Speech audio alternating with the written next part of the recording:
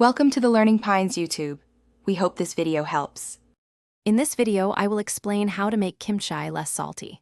First, let's understand why your kimchi might be overly salty. Often, it's due to an imbalance during the initial brining process or an oversight in rinsing.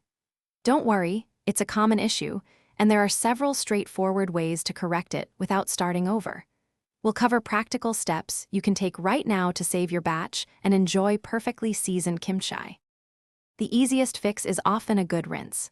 If your kimchi is still in the brining stage, rinse the cabbage thoroughly under cold running water. For finished kimchi, you can soak a portion in fresh, cold water for about 15 to 30 minutes. This helps draw out excess salt. Remember to taste a small piece after soaking to ensure you've reached your desired saltiness before proceeding. Another effective strategy is to introduce unsalted ingredients. Try adding more fresh, unsalted vegetables like shredded daikon radish, cucumber, or even some extra napa cabbage that hasn't been brined.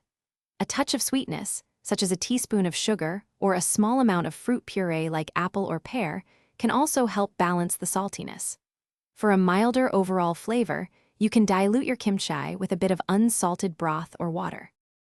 Finally, remember that fermentation itself can be your friend.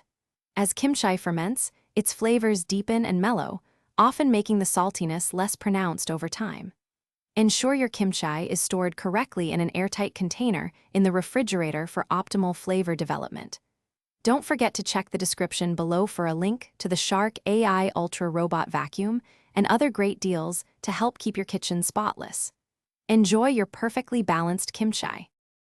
Thanks for watching. Consider subscribing if we helped you.